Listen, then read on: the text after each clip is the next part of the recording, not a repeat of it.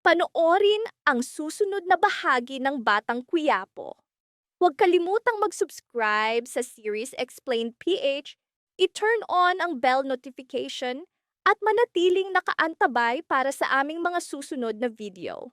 Sa sandaling iyon, tuluyan nang nabasag ang maskara ni Rigor. Ang lihim na pag-amin niya kay Mando na siya mismo ang bumaril kay Santino ay saglit na naglantad ng kanyang kahinaan. Isang kisap ng takot sa kanyang mga mata. Ngunit mabilis itong tinakpan ng kayabangan. Nang malamig na ngiti, para bang walang bigat ang kanyang sinabi. Nang muling harapin siya ni Mando at igiit na panindigan ang kanyang pag-amin, mariin itong itinanggi ni Rigor. Walang bakas ng pagsisisi, walang pag-aalinlangan. Para bang hindi niya kailanman binanggit ang mga salitang iyon sa dilim. Napilitang tanggapin ni Mando ang kanyang pagtanggi, hindi dahil naniniwala siya, kundi dahil sa matigas na kayabangan ni Rigor. Ngunit sa loob ni Mando, lalong nag-alab ang galit at paninindigan. Nangako siya, hindi mananatiling nakabaon ang katotohanan. Sa bahay ni Ben, mabigat ang hangin ng pangamba. Iminungkahi ni Eneng na dapat nilang parangalan si Ben sapagkat siya ang nagkubli at nagprotekta sa kanila. Ang kanyang tinig ay puno ng respeto at pasasalamat. Ngunit mariing tumanggi si Tanggol. Matatag ang kanyang mga mata, matigas ang kanyang tinig. Para sa kanya, walang puwang ang emosyon kapag buhay ang nakataya. Hindi sila maaaring manatili sa iisang lugar. Papalapit na ang kaaway. Mas mahalaga ang kaligtasan kaysa damdamin. Samantala, ipinagkanulo sila ni Ben, ibinigay ang impormasyon kay Miguelito. Para kay Miguelito, iyon ang matagal nang hinihintay na pagkakataon. Agad niyang inipon ang pulisya at siya mismo ang nanguna patungo sa pinagtataguan ni Tanggol. Malinaw ang kanyang layunin, tatapusin niya si Tanggol. Ngunit ang pasyang iyon ang simula ng kanyang kaparusahan. Nang mapatay si Gina sa raid, gumuho ang mundo ni Ben.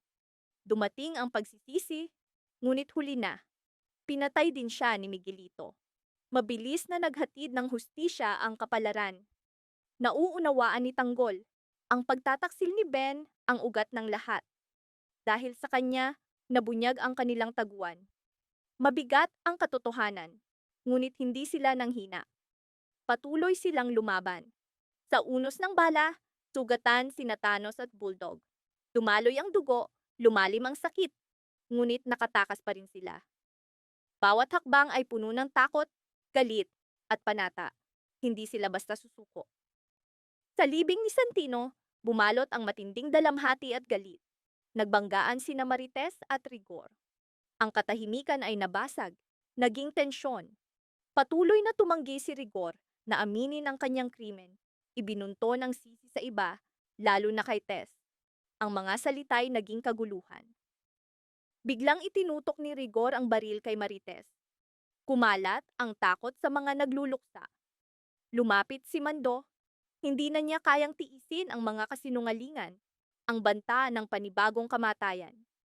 Buong tapang niyang ibinunyag ang katotohanan. Sa harap ng lahat, idineklara niya, si Rigor mismo ang umamin sa kanya. Siya ang bumaril kay Santino. Natahimik ang bulwagan. Lahat ay nagulat. Sa wakas, lumitaw ang matagal nang nakabaong katotohanan. Napahawak si Marites sa kanyang dibdib, halos bumagsak. Ngunit walang bakas ng pagsisisi kay Rigor. Sa halip, lalo pang lumaki ang kanyang kayabangan. Ipinagyabang niyang siya ang hepe ng Quiapo, para bang iyon ang kanyang kalasag. Hinugot ni Mando ang baril, hindi bilang banta, kundi bilang sagisag ng batas. Mariin ang kanyang tinig. Hepe ka man o hindi, ang batas ay batas, at malinaw ang batas. Si Rigor ay may sala kay Santino, at nangako si Mando na dadalhin siya sa hustisya upang mabulok sa kulungan. Samantala, tumakas sina Tanggol at Ramon patungong San Dimas. Alam ni Tanggol ang bigat ng lugar na iyon, naroon ang alaala ni Santino. Bago tuluyang makalayo, hinarap niya muli, ngunit napalibutan ng pulis ang bahay ni Rigor. Magkasama nilang nilabanan, isa-isang tinalo. Sa wakas, nagharap sina Tanggol at Rigor, ang taong pumatay sa kanyang kapatid. Nanginginig ang tinig ni Tanggol, ngunit matatag. Hindi na niya palalampasin ang mga halimaw na gawa ni Rigor. Ipaghihiganti niya si Santino. Bumigat ang katahimikan, mas mabigat kaysa putukan. Nagtagpo ang kanilang mga mata. Walang salita, tanging sigaw ng alaala at sugat ang nasa kanilang titig. Mahigpit ang hawak ni Tanggol sa baril. Nanginginig ang puso sa sakit. Ang mukha ni Santino, ang kanyang tawa, ang kanyang tinig, ang huling sandali, lahat ay bumalik. Si Rigor ay nakangiti pa rin. Mayabang, naniniwalang hawak pa rin niya ang kapangyarihan. Hindi mo alam kung saan ka pumapasok. Mariing wika ni Rigor. Marami akong kakampi. Ngunit hindi umatras si Tanggol. Lumapit siya. Wala ka ng kakampi. Iniwan ka na nila, gaya ng pag-iwan mo sa iyong konsensya. Umalingaw-ngaw ang putukan sa paligid. Isa-isang bumagsak ang mga tauhan ni Rigor. Sugatan sina Thanos at Bulldog, ngunit patuloy na lumaban. Mula sa malayo, dumating ang mga sasakyan, kumikislap ang mga ilaw. Dumating ang pulis, at sa kanilang unahan si Mando. Paglabas niya, nakita niyang magkatapat sina Tanggol at Rigor, parehong may baril. Ibaba ang inyong armas, sigaw ni Mando. Tumagos ang kanyang tinig sa kaguluhan. Saglit na tumigil ang lahat, para bang huminto ang oras. Ngunit si Rigor, nilalamon ng kawalan, pinili ang landas ng halimaw. Sa huling sandali, mabilis niyang itinaas ang baril, nakatuon kay Tanggol.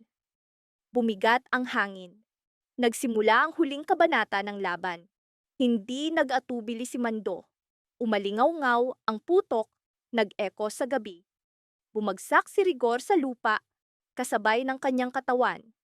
Bumagsak ang kanyang kapangyarihan, kasinungalingan, at kayabangan bilang hepe ng Quiapo. Bumaba ang katahimikan sa paligid. Mabagal na ibinaba ni Tanggol ang kanyang baril. Walang tagumpay sa kanyang dibdib. Tanging matinding pagod, isang dalamhating hindi kayang paghilumin ng hustisya. Lumapit si Mando. Kalmado?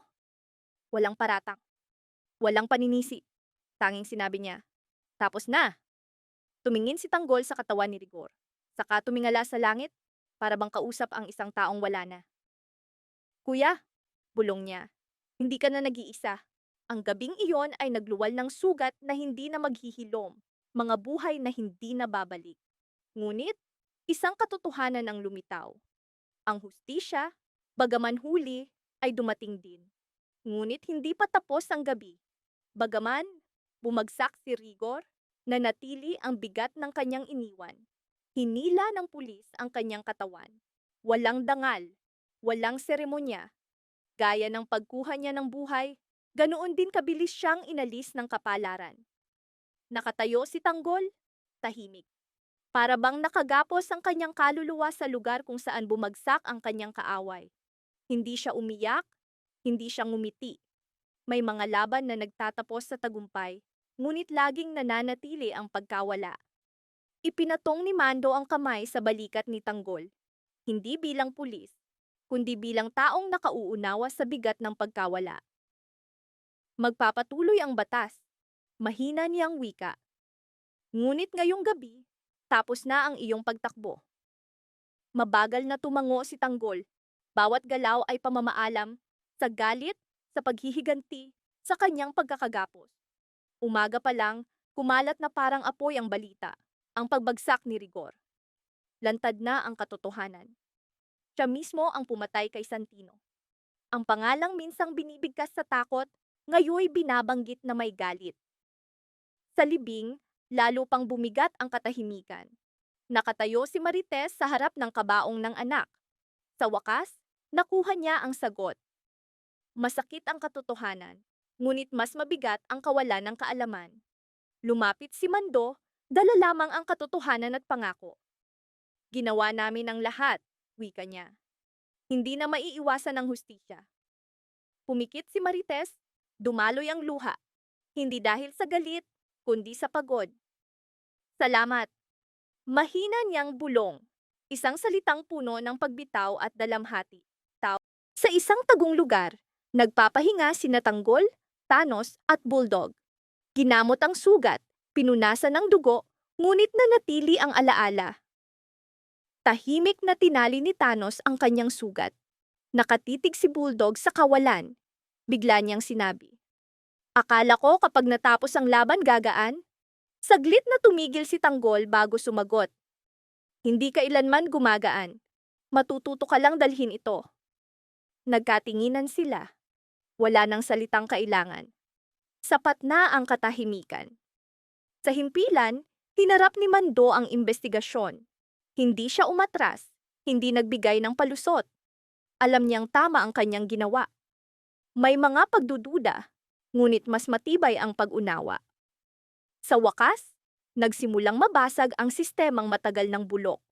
Isang pangalan ang nabura, isang takot ang naglaho. Ngunit nanatili ang tanong, ano ang susunod? Sa dapit hapon, mag-isa si Tanggol, nakatanaw sa lungsod mula sa malayo. Tahimik, malalim ang paghinga. Mahina niyang bulong, "Kuya, hindi ko alam kung anong landas ang tatahakin ngayon." Dahan-dahang umihip ang hangin. Dala ang sagot na hindi maririnig. Tumindig si Tanggol. Hindi pa tapos ang buhay. Hindi pa tapos ang laban. Nagbago lamang ang kaaway. At nang siya'y lumayo, malinaw ang isang katotohanan. Hindi na siya tumatakbo. Sa unang pagkakataon, handa na siyang harapin ang bukas. Sugatan, pagod, walang kasiguruhan. Ngunit nakahanda. Hindi lahat ng kwento nagtatapos sa paghihiganti. May mga kwento na doon nagsisimula. Muling nagharap sina Marites at Aling Tindig na may sugat ni Santino sa pagitan nila. Bumigat ang hangin sa komunidad. Hindi ito karaniwang pagbabalik, kundi muling pagbukas ng malalim na sugat. Pagsabog ng galit, puot, at dalamhati. Ibinulalas ni Aling Tindig ang mga salitang matagal nang nakabaon sa kanyang dibdib. Tinawag niyang si Rigor ang sagisag ng kalupitan. Bawat salita ay puno ng sakit. Bawat pantig ay puno ng dalamhati. Tumutusok sa konsensya ni Rigor. Kung mayroon pa, hindi tumigil si Marites. Basag ang kanyang tinig sa mga sigaw. Paulit-ulit niyang idineklara, si Rigor ang pumatay kay Santino. Nabuwag ang katahimikan. Wala nang pag-urong. Wala nang puwang para sa awa. Ngunit walang pagsisisi si Rigor. Puno ng pangungutya ang kanyang tugon. Ibinunto niya ang sisi kay Marites. Sinabi niyang isang bigong ina ang nagtulak sa anak sa kamatayan. At sa mga salitang iyon, itinaas niya ang baril. Malinaw ang mensahe. Handa siyang tapusin ang lahat sa isang iglap. Sa gitna ng tensyon, sumugod ang pulis. Pilit nilang pinasok ang bahay ni Ben. Gumuho ang atmosfera, sigawan, kaguluhan, takot na humalo sa kawalan ng pag-asa. Sa desperasyon, tumakbo palabas si Aling Gina, umaasang makaligtas. Ngunit hindi siya nakatakas. Bumaha ang bala, walang tigil, walang babala. Tinamaan siya ng mga tauhan ng mayor at pulis, bumagsak na wala ng buhay. Sa harap ni Ben, gumuho ang kanyang mundo. Bumagsak siya sa tuhod, nilamon ng galit at pighati. Paulit-ulit niyang sinisi ang sarili. Bakit siya nagtiwala sa mga gerero? Bakit niya hinayaang mangyari ang lahat? Sa dalamhati, itinaas niya ang baril, nakatutok sa mayor. Ngunit, mabilis ang pangyayari. Nauna ang mga putok at bumagsak si Ben sa lupa. Katabi ng kanyang asawa, tahimik magpakailanman. Hindi inaasahan. Bumagsak sina Bulldog at Thanos sa sagupaan. Ang kanilang mga katawan ay tumama sa lupa habang bumalot ang katahimikan sa labanan. Tila tumigil ang oras. Nanatili ang tanong, ito ba ang kanilang wakas o simula ng mas malalim na kabanata ng sakit? Bumalik ang kwento sa nakaraan. Sa tulong ng abogado, nakalaya si Evelyn. Ngunit walang kapayapaan si Emilio. May mali siyang nadarama. Si Evelyn man ay balisa. Dahil kay Pungay, muntik nang mapatay sa loob ng kulungan. Kumalat ang pagkabigla ng mabunyag na ang mga gerero na naman ang nasa likod. Mariing idineklara ni Evelyn, kailangang lumabas ang katotohanan. Hindi na puwedeng manahimik. Sa bahay ni Congressman Leo, nag-alok siya ng pagdamay kay Tindig, pinayuhan siyang maglaan ng oras sa pagluluksa. Nagpasalamat si Tindig sa kanyang malasakit. Dumating si Emilio na may dalang masayang balita, ang paglaya ni Evelyn. Nagpasalamat si Evelyn, ngunit agad na napalitan ng pangamba. Ibinunyag niya ang mas malaking problema, si Pungay ay nakakulong pa rin. Nagulat si Congressman Leo, ipinaliwanag ni Evelyn. Alam ng pulis ang kaugnayan ni Pungay kay Tanggol, bagaman hindi pa nila inilalantad ng buo. Mas masahol pa, nasaksak si Pungay sa loob ng kulungan at dinala sa ospital. Iniulat ni Chona na ligtas siya sa ngayon, ngunit alam ng lahat. Ang mga gerero ang nasa likod.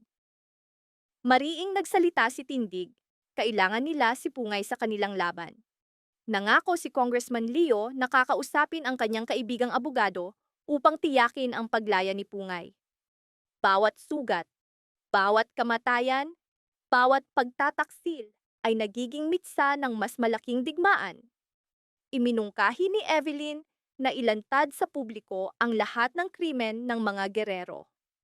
Dagdag pa niya, maaaring makatulong ang kaso ni Abet upang masubaybayan ang progreso. Iginiit ni Tindig na dapat malaman ni Tanggol ang lahat, lalo na ang malungkot na kapalaran ng kanyang kapatid na si Santino. Siya mismo ang magsasabi. Samantala, pinayuhan ni Ramon si Tanggol. Inamin niyang nauunawaan niya ang galit ng anak, ang kanyang uhaw sa paghihiganti. Ngunit hindi pa ito ang tamang oras. Binalaan ni Enteng, kung susugod si Tanggol sa himpilan ng walang plano, kamatayan ang naghihintay. Wika ni Ramon, pigilan mo ang galit, tipunin ang lakas. Darating ang araw na maipaghihiganti mo si Santino. Sa ibang dako, ibinuhos ni Ben ang kanyang galit. Sinabi niyang minsan silang naging magkaibigan, ngunit dahil kay Tanggol, nawasak ang buong grupo niya.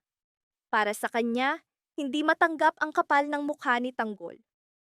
Paano siya nakahingi ng tulong? Paano siya nagtago sa kanyang bahay? Wala na ang kanilang pagkakaibigan. Ngayon, panahon na ni Ben para maghiganti. Habang abala ang lahat, naghain ng almusal si Gina para kay Tanggol. Samantala, nakatitig si Mando sa kabaong ni Santino, sinusubukang unawain ang bigat ng lahat. Biglang tumunog ang kanyang telepono. Tinawag siya sa himpilan. Sa Maynila, lalo pang lumalala ang sitwasyon. Ibinigay ni Ben sa pulis ang plano ng kanyang bahay. Agad na inutusan ng mayor na harangan ang lahat ng posibleng daan. Tiyak niyang hindi makakatakas si Tanggol. Idineklara niyang pulis ang hahawak sa operasyon, ngunit siya mismo ang papatay kay Tanggol. Pinalaan ni Ben, matalino at mapanganib si Tanggol. Ngunit hindi natinag ang kayabangan ng mayor. Naniniwala siyang sapat na siya lamang. Tinawagan ng mayor si Simondo sa Quiapo Station. Inutusan ang lahat ng pulis na maghanda. Alam niyang nagtatago si Tanggol malapit sa Riles ng San Andres. Napilitang sumunod si Mando, bagaman hindi pa alam ng hepe ang buong plano. Sa pinagtataguan ni Tanggol, kumalat ang takot. Sabi ni Eneng, tila lumiliit ang kanilang mundo, palaging hinahabol. Sumang-ayon si Bulldog. Wika ni Ramon, delikado ang manatili sa iisang lugar. Nag-aalala si Dolfo kung saan sila pupunta. Ngunit malinaw, mas mapanganib ang manatili. Nagtanong si Gina kung dapat ba nilang hintayin si Ben. Ipinaliwanag ni Eneng, kailangan nilang umalis ngayon. Maiintindihan ni Ben. Nagpasalamat si Bulldog sa lahat ng tulong. Mabigat ang loob ni Gina, ngunit pinayagan silang tapusin muna ang pagkain. Samantala, nakatanggap ng masamang balita si Congressman Leo. Tinurog ang protesta, inaresto ang kanilang mga kasama. Kinondena niya ang ilegal na aksyon ng mga awtoridad. Pinanood nila ang press conference ng mayor. mga gantimpala at bagong utos. Para kay Leo malinaw, pang-aabuso ng kapangyarihan, pagpatahimik sa tao, at sabwatan upang supilin si Tanggol. Nabalisa si Evelyn, ngunit wika ni Tindig, kailangan na nila ng estratehiya. Gamitin ang social media, ilantad ang katotohanan. Nangako si Congressman Leo na kakausapin ang kanyang mga kaibigang abogado upang palayain ang mga nakakulong na kasama. Hakbang-hakbang, papalapit ang panganib. Sa labas, sumusulong ang mayor at ang pulis. Sa loob, walang kaalam-alam si Tanggol, kumakatok na ang kamatayan. At si Ben, kumakapit sa huling pag-asa, desperadong nagmamakaawa. Bumigat ang hangin sa sandaling iyon. Sa labas, nakataas ang kamay ng mayor, handang magbigay ng utos. Sa loob, nagtagpo ang tingin ni Tanggol at Ramon. Isang tango, isang pasya. Malinaw, hindi ito karaniwang sagupaan, kundi simula ng kabanata kung saan maglalaho ang hangganan ng buhay at kamatayan. Bumagsak na sina Bulldog at Thanos, duguan ang mga katawan. Nakahandusay habang tila tumigil ang oras. Bawat hingay puno ng takot. Bawat titigi may tanong. Ito ba ang kanilang wakas o simula ng mas malalim na sakit? Samantala, nauunawaan ni na Evelyn at Tindig, hindi matatalo ang laban sa armas lamang. Kailangang ilantad ang katotohanan. Ang social media ang magiging bagong larangan. Nangako si Congressman Leo na kakausapin ang kanyang mga kaibigang abogado upang palayain ang mga nakakulong na kasama. Sa kabilang panig, desperadong hinahanap ni Jackie si Miguelito. Itinago ni Sandy ang katotohanan, walang malinaw na sagot si Roberto. Kasabay nito, tinawagan ni Gina si Ben.